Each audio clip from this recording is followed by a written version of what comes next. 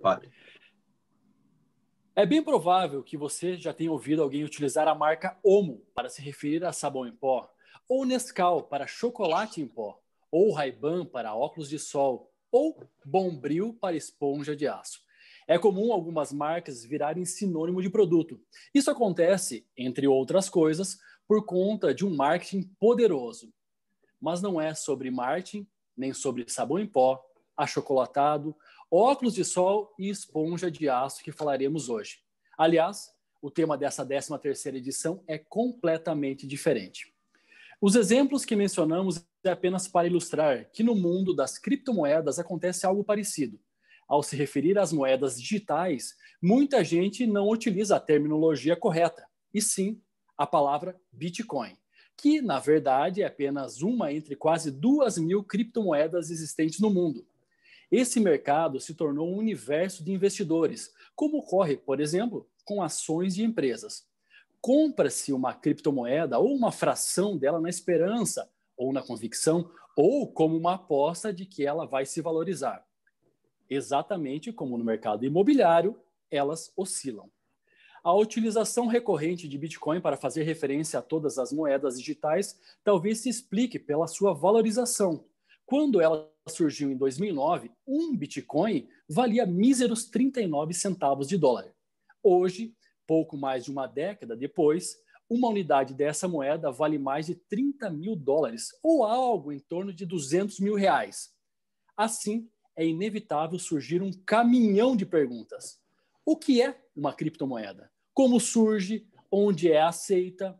E o Bitcoin? Por que vale tanto assim?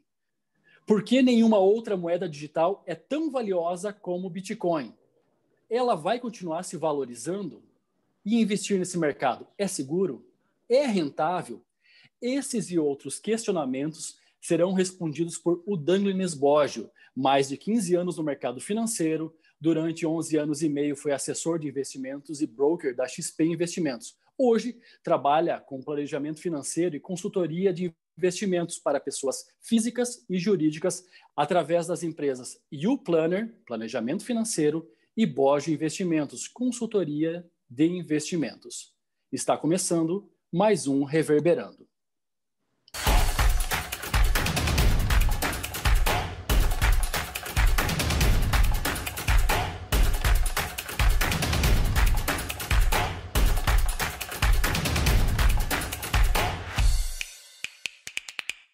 Olá, sejam bem-vindos a mais um Reverberando, agora na 13ª edição. Olá, Guima, olá, Thiago e olá, Udanglenes, o nosso querido Uda. É sempre bom receber um amigo de longa data. Obrigado por aceitar nosso convite. E já vamos direto ao assunto. O que é uma criptomoeda? Como que ela se desenha? O que caracteriza uma moeda digital ser chamada de criptomoeda ou, enfim... Olá. Olá, pessoal. Boa noite. Uma honra estar aqui com vocês. E o Lincoln entrou em contato comigo para a gente bater um papo sobre criptomoedas. Não é exatamente a minha área, mas é relacionado, né, com o mercado financeiro. Então, há mais de 10 anos eu já tenho contato aí com as criptomoedas e muito se pergunta, geral, assim, quem tem dinheiro, quem tem muito dinheiro, quem tem pouco dinheiro, quem não tem e quer ter, todo mundo quer saber sobre as criptomoedas, né? Como que funciona, o que é, né? E ela é uma forma de troca, como qualquer outra forma de troca, como qualquer outra moeda ou qualquer bem de valor que a gente possa fazer trocas. Então, no interior aqui, a gente é muito acostumado a fazer trocas em soja, por exemplo. A gente pode considerar ele uma moeda. Então, a criptomoeda é mais uma forma que tem de fazer essas trocas. O que difere ela de uma moeda centralizada? O que é uma moeda descentralizada? Então, todas as moedas que a gente conhece, elas são produzidas, são criadas por bancos centrais, né? Então, aqui no Banco Central do Brasil, é ele que produz, é ele que tem o papel moeda que cria a moeda nacional, como é com qualquer outra moeda de qualquer outro país. A ideia da criptomoeda é que ela seja uma moeda descentralizada, ou seja, não é de um banco central. Ela é uma moeda criada por um grupo que decidiu criar ela como moeda e usar ela como troca. Então, basicamente é isso. É uma forma de troca que foi criado pela internet para ser feito troca sem necessitar do dinheiro físico.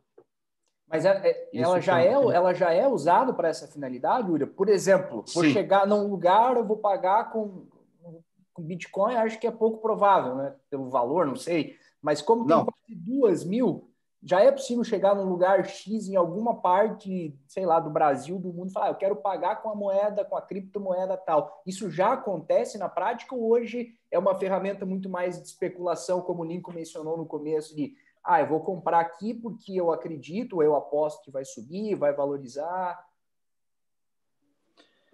Ela já é utilizada como troca em vários lugares. Inclusive, eu até selecionei alguns locais que aceitam a criptomoeda como troca. Então, o Uber, por exemplo. Só que, assim, não é todas que estão sendo aceitas como troca, tá? Então, o Bitcoin, ele é a mais difundida. Então, agora já respondo a pergunta uma das perguntas que o Lincoln falou que vai ser feito. Por que ela vale mais do que as outras? Né? Porque ela é a mais consolidada. E ela tem um limite de quanto que ela pode ser criada. Depois a gente volta mais nesse assunto. Vamos responder essa pergunta. Hoje tem a Tecnisa, tem a Uber, e tem mais de 67, tem mais de 100, são 67 empresas em São Paulo que aceitam, e tem mais de 100 pelo Brasil espalhadas que também aceitam Bitcoin. Algumas aceitam outras moedas, mas basicamente é só o Bitcoin que está sendo negociado como troca. As outras moedas foram criadas porque veio a onda do Bitcoin, mas poucas têm essa aceitabilidade no mercado. Né? O que tem rolado de troca mesmo no mercado como um todo é o Bitcoin.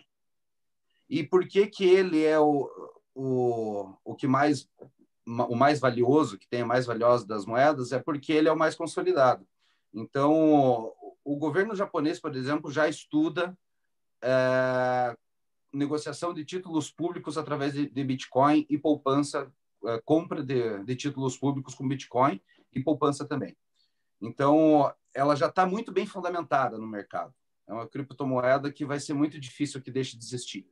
Tá? Então, por isso que ela é a mais valorizada. Outro ponto sobre a valorização dela é que ela tem um limite. Elas são 20 milhões, 25 que pode ser criado quase 17 milhões criadas. E ela vai ter esse limite, a partir desse limite não pode ser mais criado bitcoins. Então, como que se precifica uma criptomoeda? Ou qualquer coisa, né? Qualquer coisa que a gente vai precificar, como que a gente bota preço nas coisas? O quanto se custa para a produção disso, mais o quanto o mercado aceita pagar sobre esse custo para ter esse bem e serviço. Perfeito? Então, uma camiseta, ela de uma malha ruim, o público aceita pagar menos. Uma camiseta de uma malha boa, o público aceita pagar mais. Aí, por que a gente tem tanta... Peraí. Por que o público aceita pagar diferentes valores por diferentes produtos? Então, num produto de melhor qualidade, a gente aceita pagar mais. Num produto de pior qualidade, a gente aceita pagar menos. Agora, o ouro, por que o ouro é tão valorizado? Porque tem pouco. Imagine se o ouro, a gente soubesse que ele não vai mais ter. Ele vai ter só um limite. Temos, sei lá, 1 bilhão de toneladas de ouro no mundo. Só que para um monte de coisa a gente precisa de ouro. Então, ele ia valorizar muito. O Bitcoin é a mesma coisa. Como é limitado... Por favor. Não, eu ia perguntar essa questão do lastro, era só isso que eu ia perguntar. Porque muitas moedas, elas dizem, né, que ela tem um lastro. E tal país, X país, pode emitir tantos reais, tantas moedas do seu país, conforme ela é lastreada ou por ouro ou por seus bens ali. Como que funciona? O que garante isso aí? O que garante a pessoa estar comprando, ou como tinha em 2012, 2013, eu lembro que tinha muita gente que minerava Bitcoin. O que garante que na hora de eu chegar lá com o meu Bitcoin ou, sei lá, X Bitcoin, eu vou ter vou receber esse dinheiro? O que garante isso? O que lastreia o Bitcoin? Para responder essa pergunta, tem que voltar um pouquinho e dizer assim, não é mais todas as moedas que são lastreadas por ouro. Por exemplo, agora, o que está acontecendo agora aqui no Brasil, o Banco Central está imprimindo moeda sem parar para pagar a conta do coronavírus, por exemplo. Então, por que o real está desvalorizando tanto? Porque está sendo impresso dinheiro. Então, uma quantidade limitada de dinheiro é o que se tinha no mercado. Tinha X números de moedas impressas no Brasil. Então, ele valia um X, um valor. A partir do momento que o governo começa a imprimir mais moeda, aumenta a quantidade de oferta do mesmo produto no mercado. E isso que a gente está falando é muito importante entender esse conceito, porque é o mesmo conceito que vale para o entendimento de por que o Bitcoin vale tanto. Tá? Então, se o governo federal está imprimindo moeda, ele está aumentando a oferta de um bem limitado.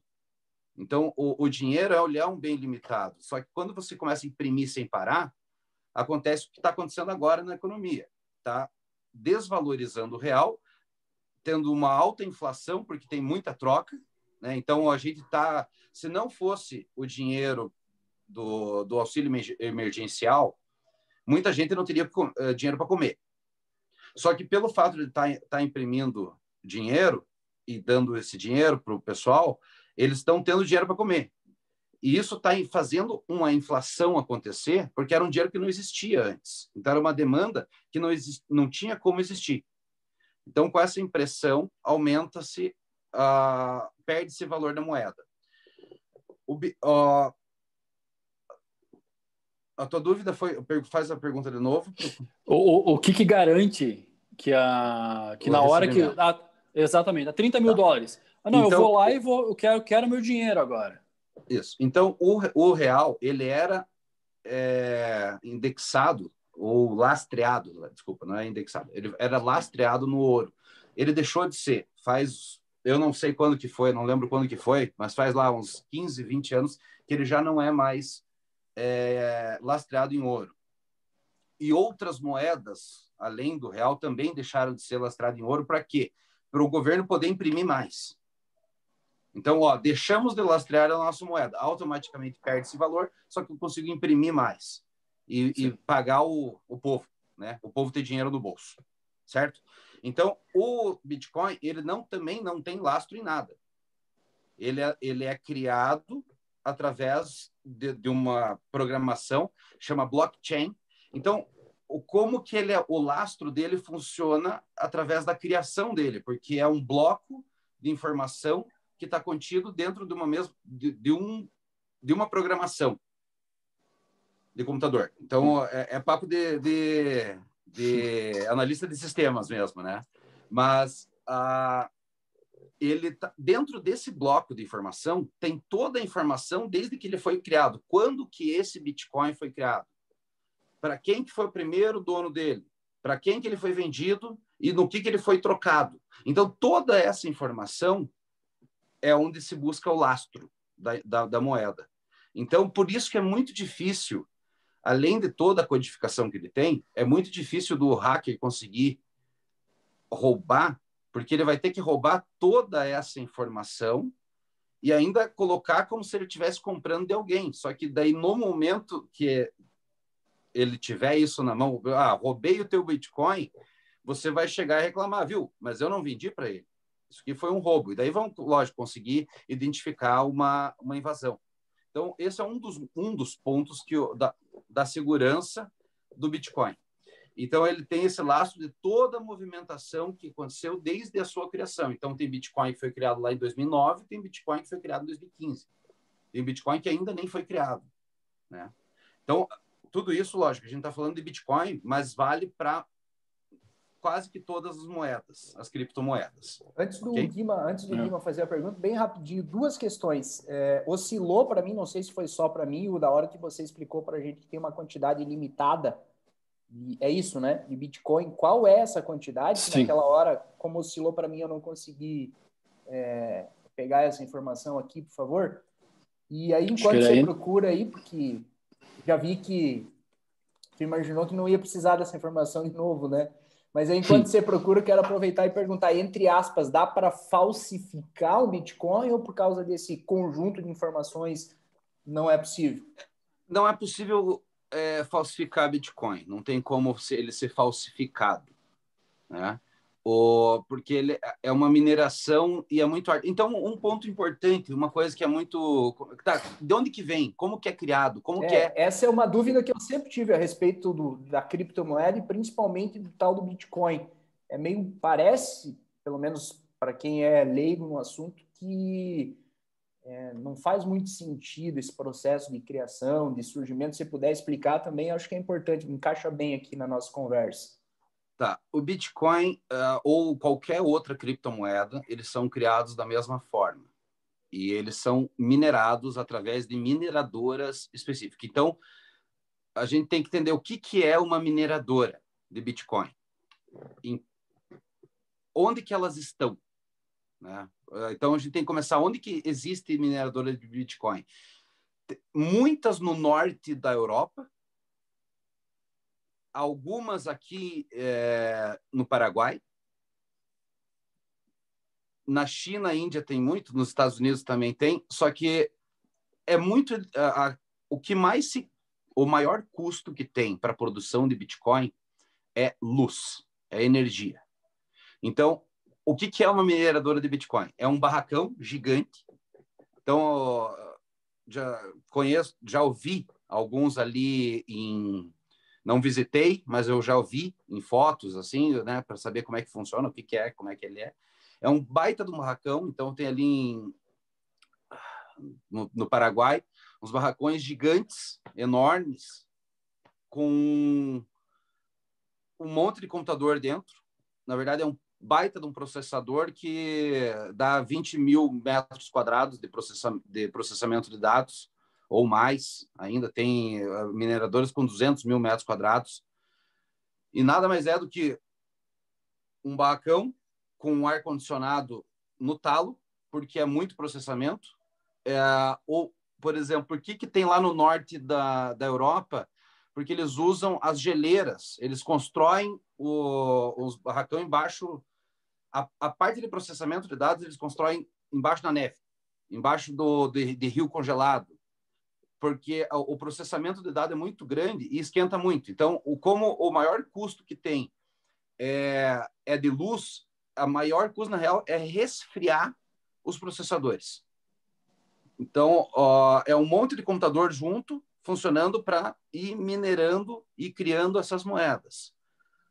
E todos esses computadores, eles estão lá funcionando e formatando e fazendo uma programação, né? Rodando uma programação onde minera os bitcoins, onde cria eles. Agora, qual que é o código de criação, né? Cada um tem o seu.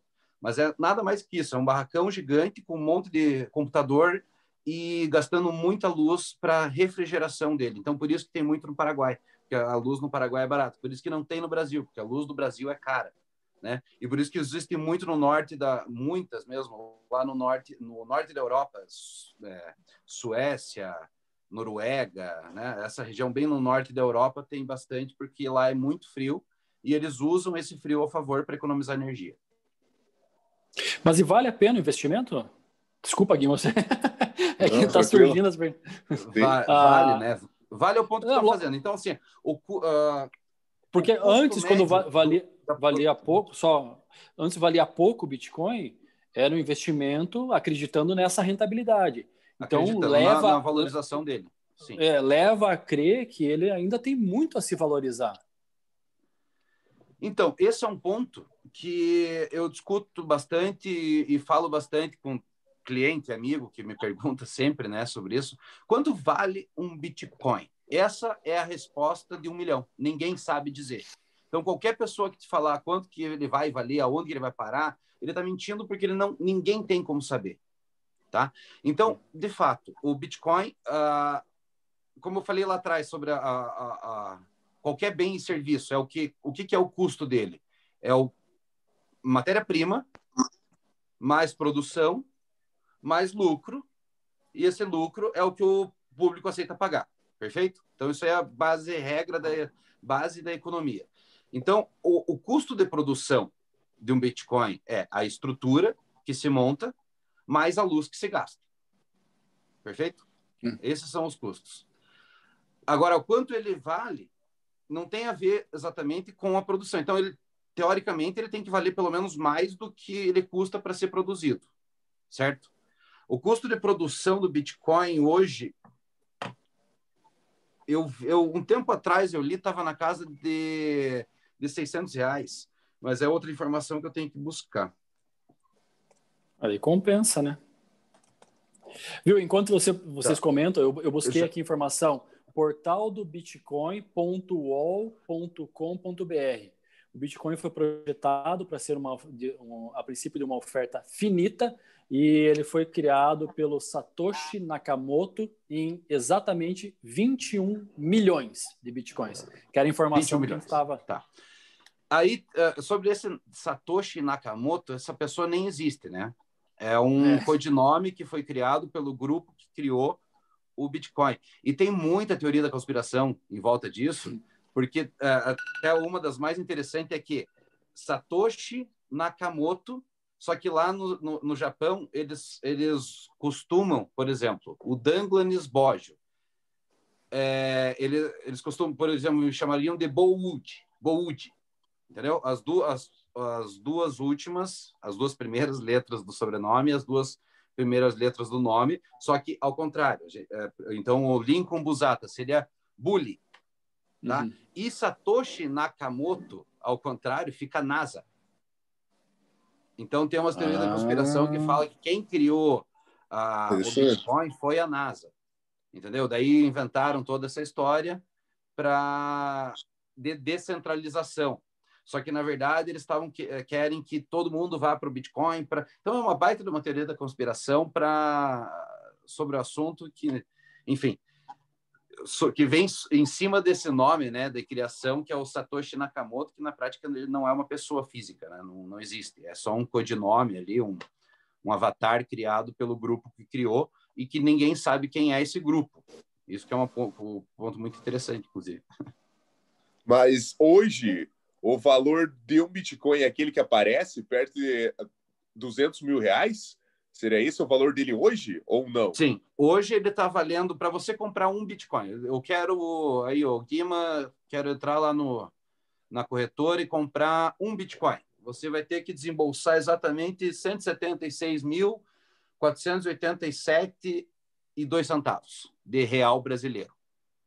Tá? É esse o valor que custa um Bitcoin hoje. Só que você consegue comprar eles em subunidades. Na sexta-feira aqui a gente vai publicar, né? É difícil quando a gente está gravando o podcast precisar a data, mas hoje, há 2 dias, constava em qualquer pesquisa que ele custava 188 e alguma coisa. Agora você falou essa é a velocidade que ele tem. É normal. Então, agora, nesse momento que a gente está gravando aqui, ele está fechou a 176.487. Só que ele tem uma variação absurda, né? Então, lá em 2017, quando começou a bombar mesmo, que todo mundo começou a falar sobre Bitcoin, sobre criptomoedas, foi quando ele chegou em R$20 mil. Né? Então, lá na época, os caras falaram, pô, vale muito, não dá para comprar agora, já subiu. Olha, cara, falavam a mesma coisa, o que eu respondi é, falavam a mesma coisa quando ele estava R$400. Falavam a mesma coisa quando ele estava R$3 mil. Falam a mesma coisa quando ele está 200 mil, 20 mil, e vão falar com 200 mil, e vão falar com 2 milhões. Então, assim, quanto que vai valer, ninguém tem como saber. A questão é, ele é uma moeda finita, né? Então ele tem um limite de troca. Então, o que pode fazer? A pergunta que a gente tem que se fazer nesse momento é, o que pode acontecer que o Bitcoin deixe de valer, né? teria que encontrar uma tecnologia melhor do que o Bitcoin de troca.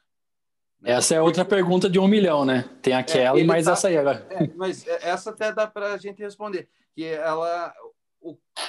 a possibilidade é essa, é criar uma dessas criptomoedas que já existe, ela se mostrar mais barata de produção e mais segura do que o Bitcoin. Entendeu? Ou outro método de troca que substitua isso, né? Substitua o Bitcoin. Então, eu digo assim, a possibilidade do Bitcoin deixar de existir é a mesma possibilidade de a gente deixar de usar a internet. Entendeu? Não é que isso é impossível, é que já não cabe mais em nós como sociedade. Entendeu? Então, eu até vou corrigir um pouco, não é o Bitcoin, as criptomoedas em geral. A chance de de deixar de usar a criptomoeda é a mesma chance de a gente parar de usar a internet.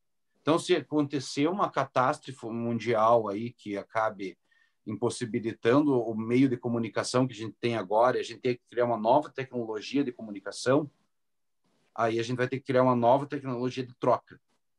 Só que os problemas seriam muito maiores do que uma perca de dinheiro. Então, você comentou antes que quando chegou em R$400, o pessoal falou que já estava muito caro, continuou subindo, isso aí eles falaram quando chegou a 3 mil, a 10 mil, e ele continua subindo. A pergunta é, você, nesse período, chegou ou, se sim, se continua investindo em criptomoedas? Eu acredito que qualquer wealth management, que é a gestão de fortunas, é a gestão de patrimônio, o manejo de patrimônio, numa diversificação do teu capital, as criptomoedas fazem parte disso. Tá?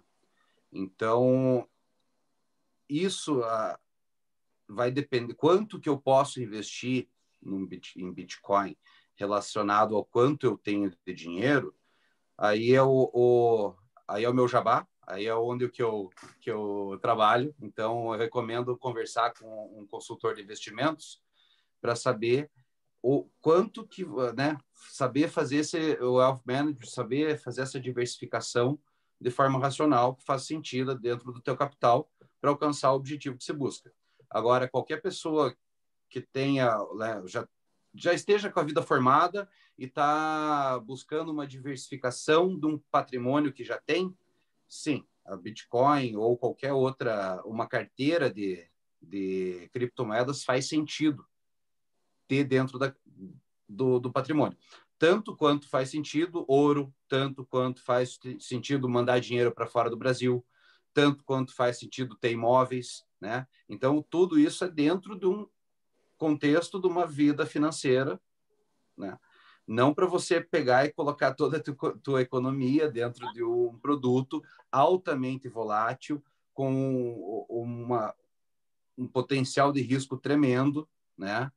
Onde a gente vê uma volatilidade absurda, né? Então, é uma parcela do capital de cada um, aí quanto que faz sentido, é bom procurar um profissional especializado da área para saber. Nesse caso, a gente está falando, vamos pensar assim, um investidor que já tem um nível bom de conhecimento, tem ali uma reserva, ou tem uma boa renda, ou já investe. Para essa pessoa, se ela chegar em ti, tu recomenda que ela bote um percentual de Bitcoin ou de outra criptomoeda na carteira dela. Hoje, sim. Dependendo da conversa que eu tiver com ela e entendendo o perfil que ela tem, eu vou recomendar, sim ou não, ele colocar um pouco de dinheiro dentro né, numa carteira de criptomoedas. Não necessariamente todo mundo tem que ter, né? Sim. Não é um mercado para todo mundo mesmo, né? Mas é uma ótima diversificação. Agora, tem que ter a plena consciência, gente. O que é a volatilidade do Bitcoin? Se eu colocar 10 mil reais, eu posso ver esses 10 mil virar 5. Se eu botar R$1 milhão, eu posso ver esses 1 milhão virar 500 mil, posso ver ele virar 200 mil, posso ver ele virar 50 mil, posso ver ele virar 5 milhões. Né? Então, eu vou ter que fazer um parênteses aqui, Uda, desculpa, e cortar a frente aí Por favor, do Guima e do Lincoln. A minha dúvida agora tem muita gente ainda que olha para esse mercado da criptomoeda e acha que vai ficar rico da noite para o dia? E eu te pergunto isso porque, assim, eu não sou um exemplo de investidor, pelo contrário, estou tentando construir uma base de conhecimento. Mas conforme você vai estudando e entendendo as coisas, você vai sendo direcionado ou vai ficando inclinado ao investimento um pouco mais seguro, a longo prazo. Você entende que é difícil você ficar rico no mercado de ações, no mercado imobiliário, enfim, qualquer outro mercado da noite para o dia. Acontece? Sim, mas é muito difícil. O que ocorre geralmente é o contrário. Você investir com um pouco mais de conhecimento, com um pouco mais de tempo, né? Então a gente vê por aí ainda muita gente que eu ganhei não sei quanto no mercado de opções. Você vai lá, investe um dinheirinho e de repente aquilo vira um valor absurdo. Enfim, só ilustrando com essas explanações para te perguntar, então, se tem muita gente que chega até você, eu quero botar o dinheiro aqui no Bitcoin porque vai subir, isso aqui vai multiplicar. Aí você tem que chegar para o cara e falar, calma, não é bem assim. Tem muito disso ainda? Muito, absurdo quanto ainda. Então, por isso, inclusive a YouPlanner, que me tornei sócio aí há pouco tempo, é uma empresa que já está consolidada no mercado e eu gostei muito do projeto deles. Eles vêm bem nessa área do planejamento financeiro.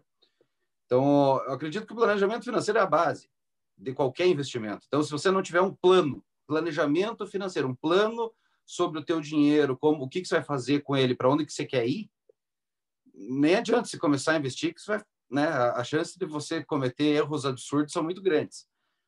E uma coisa tem que entender, não é investindo que você vai ficar rico, né? Então, é muito comum a galera achar que vou trazer 10, 20 mil reais, aí, 50 mil reais e vou ficar rico com isso. Não é assim, né? Hoje a gente tem que entender o seguinte, a taxa de juros hoje no Brasil é 2,5%. Qualquer coisa que está acima desse 2,5% ao ano que você tiver que quiser ganhar acima disso, você vai se expor a risco. Então, não existe nenhum investimento hoje no Brasil acima de 2,5% ao ano que não envolva risco. Perfeito? Então, eu já cansei de fazer reunião e explicar para o povo como que faz para investir. Eles achar que o cara, esse futuro cliente, esse prospect, acredita que é muito ruim a minha proposta e vai se aventurar nessas casas aí que oferecem 1% ao mês, 2,5%, 3%. Isso aí não existe. Não existe. Como manter uma média de rentabilidade dessa. É só você fazer uma conta simples. Se você ganhar lá esses históricos 3% ao mês aí, em 15 anos você está próximo de um dos caras mais ricos do mundo. Então, gente, vamos ter a plena consciência que isso não existe, né? A gente viveu aqui no Brasil numa ilha de taxa de juros desde que foi criado aí o real começou a buscar essa redução da taxa de juros para fortalecimento da economia e esse negócio de 1% ao mês já não existe mais, já acabou, né? Então, ganhar dinheiro, você vai ganhar dinheiro com o teu trabalho, vai ganhar dinheiro fazendo o que você sabe fazer e trazendo o dinheiro para investimento, você vai alcançar os seus objetivos mais rápido. Agora, pensar que com a bolsa você vai ficar multimilionário ou com qualquer ativo desse você vai ficar multimilionário a partir do nada, é mais fácil ganhar na Mega Sena, tá? Então, eu já vi exemplos de pessoas que ficaram ricas desse jeito, mas é menos gente do que gente que ganhou na Mega Sena. Então, é mais fácil ganhar na Mega Sena do que você ganhar na Bolsa, ficar rico na Bolsa a partir de 10, 15, seja 50 mil reais. Né?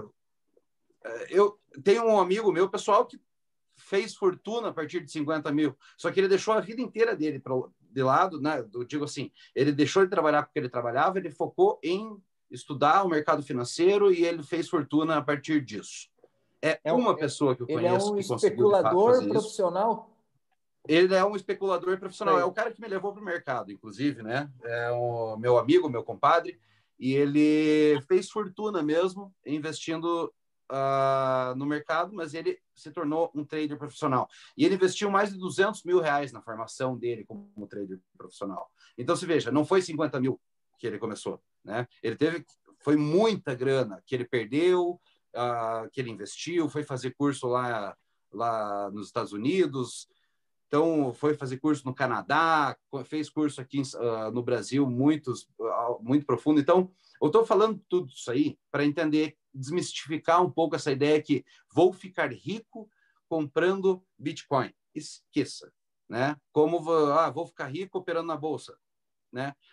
Se você se especializar nisso, isso tornar a sua profissão e você for muito bom no que você faz, né?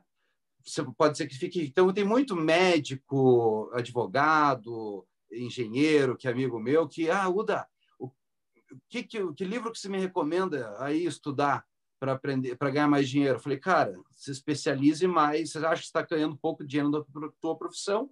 Se especialize mais na tua profissão, dedique tempo a aprender como você vai faturar mais vendendo o teu produto, vendendo o teu serviço, e contrate alguém de investimento para fazer a tua parte de investimento, porque você não vai deixar da tua empresa, você não vai deixar de ser médico, você não vai deixar de ser advogado para se tornar trader.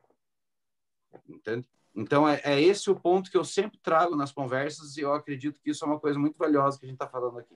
Até eu vi um negócio, tem um youtuber que não convém aqui, né, mas é bem famoso, um primo, que falam que ele não é tão bom trader e investidor, mas como um ótimo vendedor e produtor de conteúdo. Maravilhoso. Que ele vende muito. Eu, lógico, acabo não acompanhando muito o Thiago Negro. O Thiago Negro aí, eu não acompanho muito ele, cara. Foi bom ele ter falado esse nome básico, aí. né? Foi bom ter falado o nome, já que o Lincoln contou o milagre, mas não contou o santo. Desculpa interromper. Pode continuar, Uda. Mas eu acho que é a grande referência do mercado, né? Exato, exatamente. Não, ele é uma baita de uma referência. Eu acabo que eu não consumo o produto dele porque é um produto muito básico, né? É uma educação financeira básica, que é uma coisa que eu também vendo. Então, é óbvio que eu não assisto muito ele e tal, mas ele como estratégia de produção de conteúdo, de posicionamento de marca no Instagram, no YouTube. Então, ele vende muito curso. O cara é um mito, né? Ele é um cara genial na área dele, que não é mercado financeiro. Ele não vende mercado financeiro, ele vende curso. Então, ele está na área de educação. Então, ele até se enquadraria dentro de educação financeira, mas não como mercado financeiro, não como trader, né?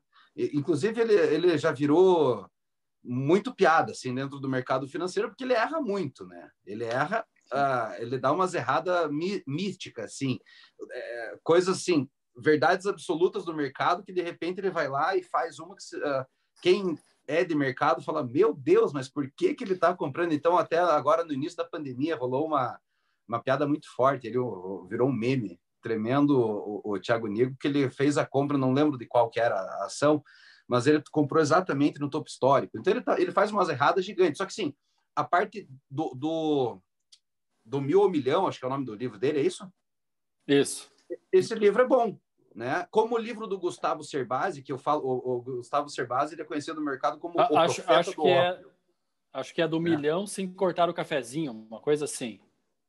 Isso. O livro.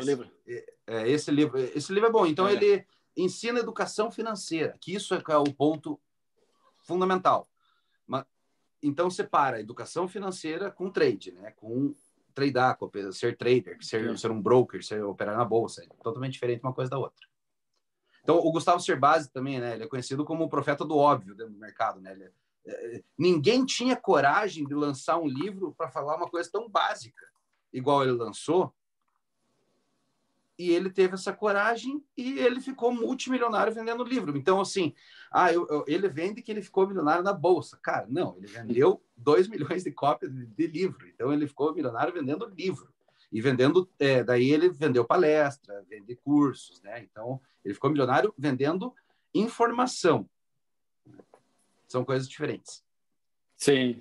Guima. Eu queria saber o seguinte, se essa alta valorização que o Bitcoin teve ao longo dos anos foi porque ele está chegando no limite, ele está se acabando? É esse um dos motivos que levou a ele se valorizar bastante? É um dos motivos. Um dos motivos é porque ele tem a limitação e ele já foi se consolidando como moeda, né? Ele já é uma das...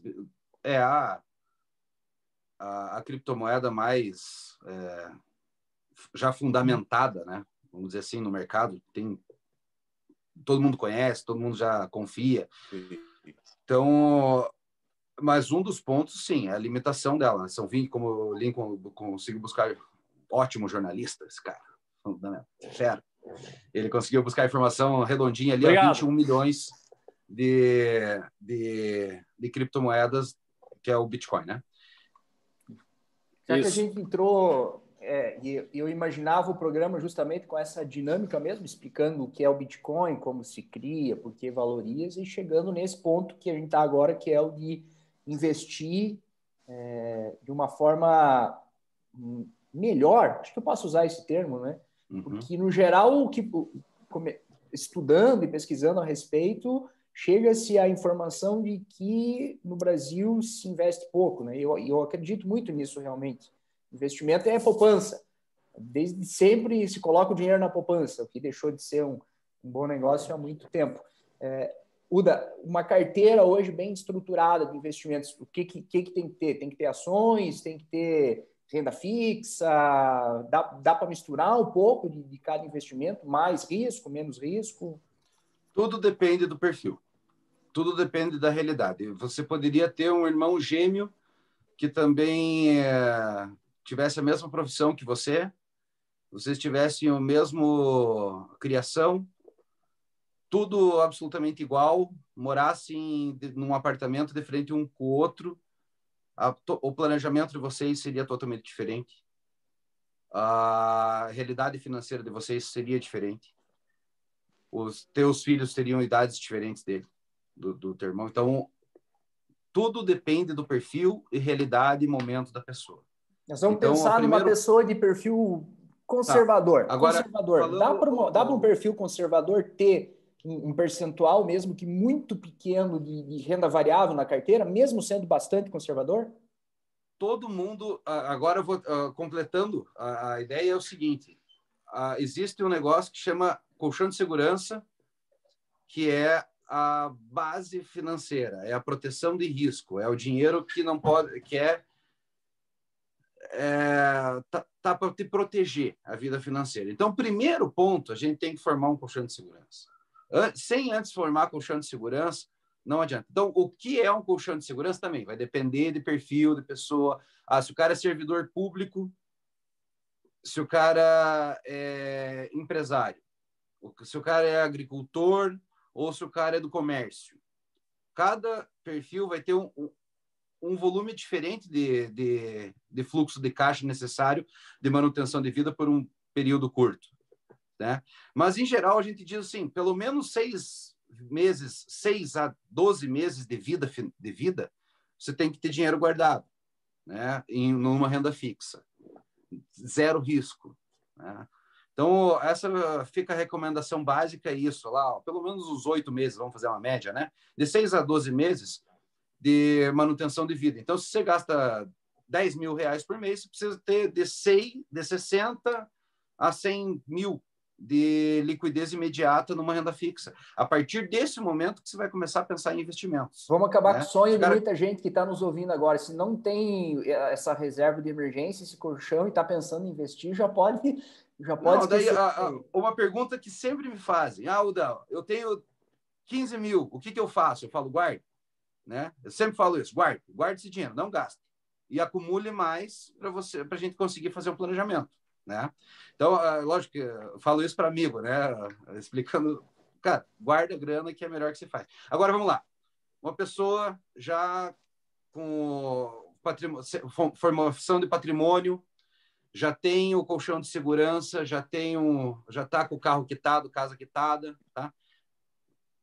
Quer fazer uma diversificação? As pessoas, sim, ela vai ter criptomoeda, ela vai ter ações, vai trabalhar com o mercado futuro, talvez caiba ela comprar uma soja e deixar estocada, né? Depende muito do perfil de cada um, mas dentro da diversificação, hoje, com a taxa de juros a 2%, não faz mais sentido nenhum manter em poupança ou renda fixa o grosso do teu dinheiro, né? O que exceda a tua necessidade básica, que é o colchão de segurança, que é essa reserva de emergência. Não faz mais sentido manter em renda fixa. Então, uma coisa que você falou agora há pouco, Thiago, é que investe pouco.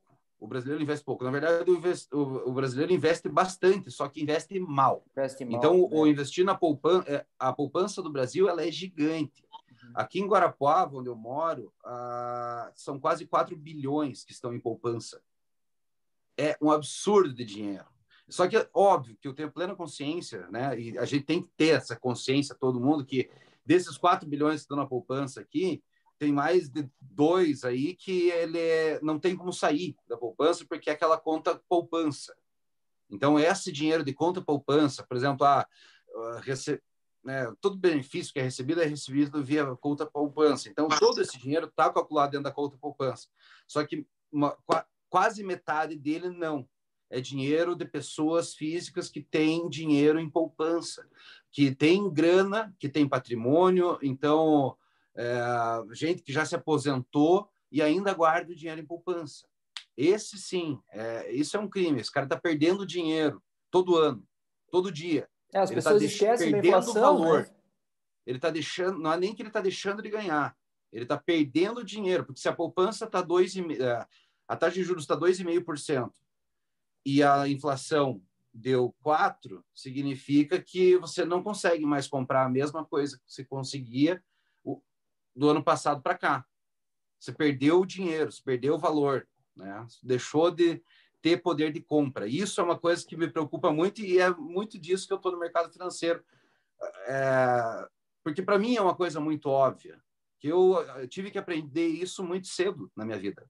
Eu me obriguei, por questões familiares, de aprender esse tipo de coisa. Para mim sempre foi muito óbvio.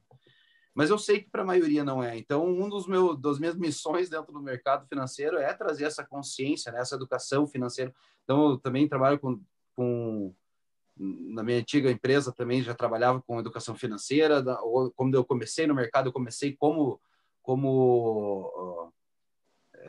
curso, né? Eu era trainer de curso de bolsa, de finanças pessoais, e ainda dedico boa parte da minha vida a isso, a trazer essa consciência de que a poupança e renda fixa é perder dinheiro, né? Porque a taxa de juros está menor do que a inflação, né? Nem deixar de ganhar, é perder mesmo, né? É perder. A prática é essa, é perder dinheiro. Tu conhece muita gente que investe em Bitcoin? Conheço. Você investe? E assim, o investir em Bitcoin, isso é uma coisa que também eu acho que é importante a gente desmistificar dentro dessa nossa conversa. Existe comprar Bitcoin como comprar uma moeda qualquer, ouro, dólar, euro, e deixar em casa guardado, pensando em qualquer necessidade, ou você comprar via uma corretora como investimento. E existem os traders, que daí eles não estão comprando a moeda. Existe o trader, o broker, ou quem opera, quem fica comprando e vendendo ouro, dólar, euro, e também os que ficam comprando e vendendo bitcoins. Então, eles não estão comprando o bitcoin exatamente, eles estão comprando e vendendo preço. Então, o preço bateu, eu compro, o preço bateu, eu vendo. Como tem gente... Como se faz com uma ação de uma empresa, eu opero, por né? exemplo, muito milho e boi na bolsa. Mas eu não estou comprando eles pensando em longo prazo. Eu estou comprando e vendendo preço. E podia ser qualquer outro produto. É esses que eu negocio porque são os que mais têm liquidez dentro do mercado de commodities nacional. senão eu operaria qualquer um outro. Então, muita gente vai para o mercado de Bitcoin para buscar isso. E eu te falo, não é a melhor opção. Para tradear, tem opções melhores, como a própria Bolsa. Tenho muita opção dentro da Bolsa melhor do que operar Bitcoin, que a volatilidade é mais previsível, que você consegue ter uma leitura mais fácil, que você consegue ter uma alavancagem ou uma possibilidade de vender a descoberto, né? Que no caso do Bitcoin não é possível. Eu vou perguntar mais uma vez, sinta-se à vontade de responder ou não, se você tem talvez uma pequena fração na sua carteira de criptomoeda. Eu tenho. Tenho. Comprei Bitcoin, eu comprei Ethereum e eu comprei... Ai, eu até esqueci o nome. Mas o que eu mais tenho ali é Bitcoin e Ethereum. Não tem nenhuma brasileira? Hã? Não tem nenhuma uma criptomoeda brasileira? Tu não tem? Sei. Eu não sei tu responder. Não tem nenhuma? Não conheço. Eu não conheço. Pode ser que tenha, mas eu não conheço. As pesquisas mostram que existe, né? Imaginei que tivesse algum um pouquinho mais consolidado. Mas pelo visto não, senão tu saberia, né? Ah, tá, mas eu não conheço. Mas pode ser que tenha uma e a minha ignorância não me permite saber, tá? Então não avaliem como se... Porque eu não sei, ela não é boa, tá? Eu só não conheço. Mas eu tenho Bitcoin e tenho Ethereum na carteira e tenho faz muito tempo mas eu não trado elas, eu não fico comprando e vendendo. Elas estão na minha carteira como um wealth management, como uma gestão de patrimônio e uma diversificação de patrimônio. Então, eu comprei elas lá atrás porque, para mim, fazia sentido na época. Tinha uma grana sobrando, coloquei lá, não significava muito do meu capital e está dando bom, né? Subiu bastante aí, como outros ativos da minha carteira que acabaram perdendo, né? Então, não acerto em todas. Nesse caso aí, eu tenho... Mas não é muita coisa também, não. Não representa muito dentro do meu capital. Mas que bom que você tem, que bom que valorizou, né? Tua aposta, né? Foi uma aposta baseada em cima de conhecimentos e estudos, deu certo, né? Porque para mim fazia sentido, dentro dessa gestão de patrimônio, ter um pouco de Bitcoin, né? Então, e dentro das criptomoedas, ela é mais consolidada, a Ethereum também, ela se mostra... Então, o Bitcoin eu comprei porque ela era mais consolidada e o Ethereum era porque a que eu mais vi potencial de crescimento na época, de acordo com o que eu li. Agora, se vai dar certo ou não, só o tempo vai dizer. Só Deus sabe. Nem a NASA... Nem o Satoshi Nakamoto lá vai saber. Fazendo jus, corrigindo uma informação que eu passei aqui para o Thiago Nigro não ficar triste conosco, do 1.000 ao 1.000.000 sem cortar o cafezinho. Era isso aí. Já aproveitando aqui, tá R$17,90 na Amazon, se alguém quiser comprar. Porque ele diz que, na verdade, são... eu tô acompanhando uns materiais dele, o que ele diz com a história do cafezinho é que não são as pequenas despesas que vão fazer diferença para ti. Sei lá, alguém deve ter questionado ele se ele cortaria o cafezinho. Aí ele disse que o café para ele é um combustível, ele se sente bem tomando café e ele produz melhor e tal. Então, para ele, olhando por esse lado, não faz sentido deixar de gastar, sei lá, 100, R$200 por mês para economizar no cafezinho. Mais ou menos essa história. Mas eu quero até aproveitar o gancho do Thiago aqui, ó, que você veja. A diferença entre eu estou trazendo mais uma vez a questão do perfil. A diferença entre o Gustavo Cerbasi e o Thiago Nigro. O Thiago Nigro, ele traz esse foco de você ter uma vida mais ativa, acordar mais cedo. Ele tem essa história de acordar Sim, ele faz cedo, os desafios, né? Para 5 ser mais da manhã. produtivo, para conseguir ganhar mais dinheiro, para acumular mais e você não deixar de ter pequenos prazeres. Já o Gustavo Cerbasi, ele trouxe uma educação financeira voltada para uma outra linha, realmente para um corte de custos, onde se você cortar um café por dia, você vai ter 360, lá na época que estava R$1, você vai ter R$365 a mais por ano. E esses R$365 a mais por ano, você vai colocar na taxa de juros e ao longo de 10 anos, você vai fazer um bolo de neve que vai te levar 1 milhão. Então, você veja, cada um traz uma abordagem diferente e cada um tem um público. Entendeu? Então, não tem um que esteja certo. É isso que eu quero levantar. Não tem um que esteja absolutamente certo. os dois têm visões diferentes sobre o mercado e que as duas funcionam.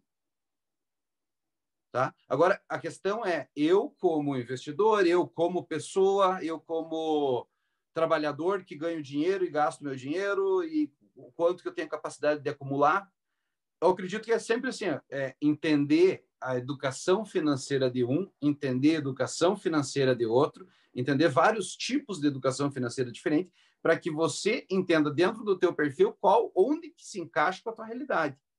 Né? Eu tenho um perfil que eu prefiro trabalhar um pouco mais para ganhar mais dinheiro, para ter uma vida um pouco melhor do que ficar cortando custos. Agora, a minha mãe, por exemplo, ela já é um perfil bem diferente. Ela já prefere cortar custos porque para ela isso é lucro, né? Então é perfil. Não sou eu certo, não é ela certa. Cada um tem o seu jeito de fazer. Até se tivesse uma fórmula, todos estariam milionários, ou extremamente milionários. Sim, mas se todo mundo fosse igual, o mundo seria uma porcaria. Né? Exatamente. Quero agradecer, Uda, obrigado por ter aceitado participar conosco. Como todos os programas que a gente está fazendo e está participando, foi uma aula para nós aqui. Espero que, ou com certeza, quem vai estar assistindo, vai estar ouvindo nós também, vai aprender muito sobre a questão das criptomoedas e, consequentemente, o mercado financeiro.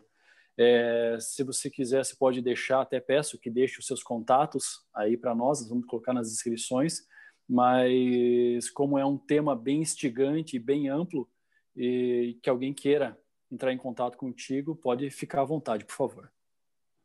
Então, tá bom, gente, eu que agradeço o convite. São amigos de longa data aí, o Thiagão, fazia anos que eu não via. Eu estava aproveitar e contar como é que fala, um making off aqui, né? O Guima perguntou se eu te conhecia. Eu falei, conheço há muito tempo, né? Aí estava tentando fazer um exercício de quando foi a última vez que a gente trocou uma ideia ou se encontrou. Isso deve fazer uns 15 anos por aí. Se não fizer mais. Eu ia dizer, na faixa dos 15 anos que eu não vejo o Thiago aí. Então, é uma alegria muito grande estar aqui com vocês. E tá porque eu saí muito da região, né? Eu continuo indo bastante para Coronel e tal, mas o meu centro econômico hoje já deixou de ser bastante, então é bom estar batendo papo com galera daí, né? Então, trazendo essa educação financeira, essa consciência sobre investimento, sobre, né, como que funciona o mercado financeiro, como que funciona o criptomoedas em geral, tudo que se relaciona com isso, para minha região, para meu público, né? O lugar de onde eu venho. Então é muito bom estar aqui. Eu fico muito feliz do convite de vocês para poder bater um papo com todo mundo aí e trazer essa consciência para cá. E meus contatos aí, meu nome é só escrever ele que você vai achar. Não vai ter outro no Instagram, no Facebook. No Facebook, ou tanto no Instagram, é /UdaBoggio. No Twitter também, eu consigo, uma vantagem de ter um nome assim, consegue unificar plataformas.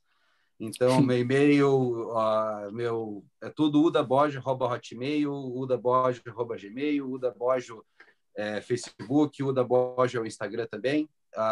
O meu telefone, podem anotar aí, podem entrar em contato, é o 419-9670-4851. Quem tiver dúvida, o que eu puder responder, vai ser a maior honra para mim também. E quem tiver interesse sobre planejamento financeiro, eu tenho uma empresa que chama YouPlanner, me tornei sócio ali com o Rafa e com a Maria. Eles são lá de Curitiba e é focada 100% em planejamento financeiro, educação financeira e a partir de investimentos, eu trabalho através da Boggio Investimentos, que é a consultoria de investimentos. Saí da XP, hoje estou na Warren, que é uma plataforma que tem muito a ver com o meu perfil de trabalho, com a forma que eu gosto de trabalhar. E é um pessoal que é ex-XP, que desgostaram do modelo da XP e vieram trabalhar de uma forma muito mais transparente com o cliente. Então, vai ser uma honra poder atender todo mundo aí, porque hoje eu posso atender, seja através do planejamento financeiro ou dos investimentos, absolutamente todo mundo, né? Então, isso foi uma coisa muito legal que eu consegui unificar com essa nova sociedade, com a YouPlanner. Então, fica meu convite aí, quem tiver interesse de bater mais papo, vai ser uma honra bater um papo. Cara, muito massa, né, o podcast. Hoje eu passei a maior parte do tempo ouvindo, porque realmente sou bem leigo no assunto economia, mas, cara, foi uma aula, muito massa mesmo. Bem da hora. Gratidão. Obrigado aí, gente. Obrigado mesmo. Valeu. Thiago.